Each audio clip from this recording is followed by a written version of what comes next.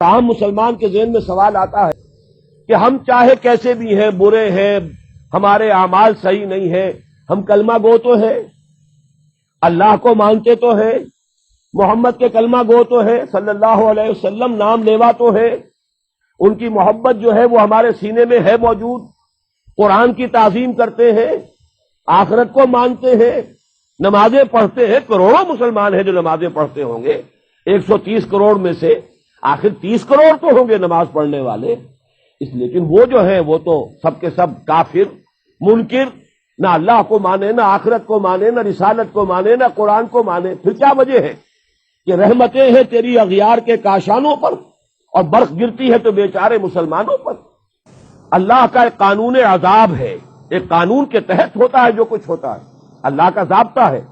قرآن اس کے لیے لفظ سنت استعمال کرتا ہے، وَلَن تَجِدَ لِسُنَّتِ اللَّهِ تَبْدِيلًا وَلَن تَجِدَ لِسُنَّتِ اللَّهِ تَحْوِيلًا۔ اللہ کی سنت، اللہ کے قواعد و ضوابط میں کوئی تغیر نہیں ہوتا۔ اور وہ سنت کیا ہے؟ کافروں پر عذاب اس دنیا میں صرف اس صورت میں آتا تھا کہ کوئی رسول آئے اور ان میں اتمام حجت کر دے، پھر اگر وہ بحیثیت مجموعی وہ قوم رسول کا انکار کرے تو اس قوم کو ختم کر دیا جاتا تھا، جیسے کہ حضرت نوح، حضرت ہود، حضرت صالح، حضرت شعیب، حضرت لوط اور آل فرعون، ان کا تذکرہ قرآن مجید میں سمجھتا ہوں کم سے کم 10 مرتبہ آیا ہے۔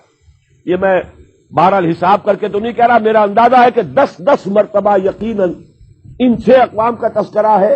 اور اس کے حوالے سے یہ قانون سمجھ لیجئے، جس قوم کی طرف رسول بھیجا گیا اس قوم نے بحیثیت مجموعی رسول کی دعوت کو رد کر دیا، قوم ہلاک کر دی گئی۔ صرف رسول بچا لیے گئے اور ان کے ساتھی اہل ایمان بچا لیے گئے۔ اب ظاہر بات ہے کہ اب تو کوئی رسول آئیں گے نہیں، لہذا اس نوع کا عذاب کسی کافر قوم پر نہیں آئے گا قیامت تک، اس لیے کہ کافروں پر عذاب کے لیے یہی قاعدہ ہے۔ اب جو عذاب آئے گا ان پر جو عذاب ہے وہ آخرت کا عذاب ہے، اصل عذاب تو آخرت کا ہی ہے نا، اصل زندگی آخرت کی ابدی زندگی ہے۔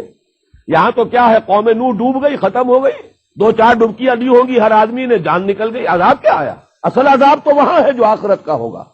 دنیا میں عذاب آتا ہے مسلمانوں پر، مسلمان ہو کر تم اگر اسلام پر عمل نہیں کرتے، دعویٰ تمہارا اسلام کا ہو اور عمل تمہارا کافرانہ ہو، نام لو تم محمد کا صلی اللہ علیہ وسلم اور اتباع کرو تم محمد کے دشمنوں کا، دعویٰ کرو اللہ اور اس کے رسول کی وفاداری کا اور تمہاری دوستیاں ہوں اللہ اور اس کے رسول کے دشمنوں سے، تم کہو اللہ اور اس کے رسول کے احکام کو ہم مانتے ہیں اور سودی کاروبار کر کے اللہ اور اس کے رسول کے خلاف اعلان جنگ کیے رکھو۔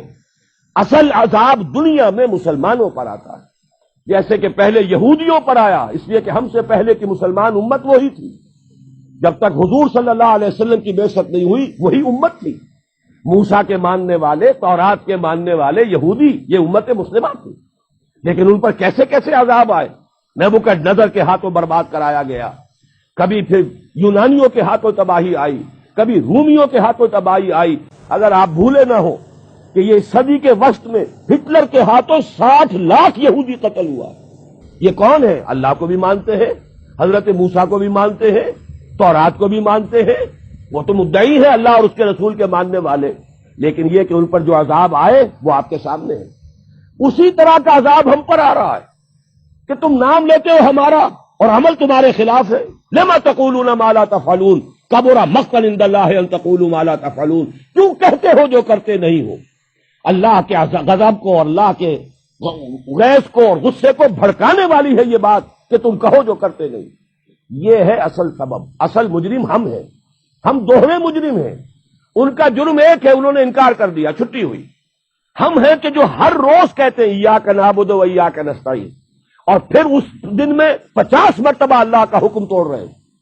پوری زندگی ہماری گزر رہی ہے، 5 وقتہ نمازی زیادہ بڑا مجرم ہے اس وقت، اس لیے کہ وہ 23-24 مرتبہ، 25 مرتبہ، 27 مرتبہ دہراتا ہے ایاک نعبد و ایاک نستعین، اور پھر باہر نکل کر جو کام کرتا ہے وہ اس کے خلاف ہے۔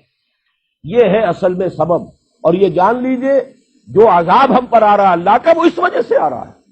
ہمارا کام تو یہ تھا کہ ہم دین کے علمبردار ہیں، دین کا ایک نظام دنیا کے سامنے پیش کریں۔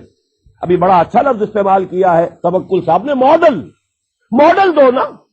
ایک انفرادی ماڈل ہوتا ہے، حضور صلی اللہ علیہ وسلم اپنی ذات میں ماڈل تھے، لقد کان لکم فی رسول اللہ اسوۃ حسنہ، لیکن حضور نے صرف ذاتی اور انفرادی ماڈل نہیں دیا، ایک اجتماعی ماڈل فراہم کر دیا، نظام قائم کر کے دکھا دیا۔ یہ ہے اللہ کا دین، یہ ہے اس کا سیاسی ڈھانچہ، یہ ہے اس کا معاشی ڈھانچہ، یہ ہے اس کی معاشرت، یہ ہے اس کی فیملی لاز، یہ ہے اس کے اندر تمام قوانین فوجداری اور دیوانی، یہ ہے یہاں پر قانون شہادت، یہ ہے سارا نظام۔ دیکھ لو، ٹھوک بجا کر دیکھ لو، یہ نظام ہے۔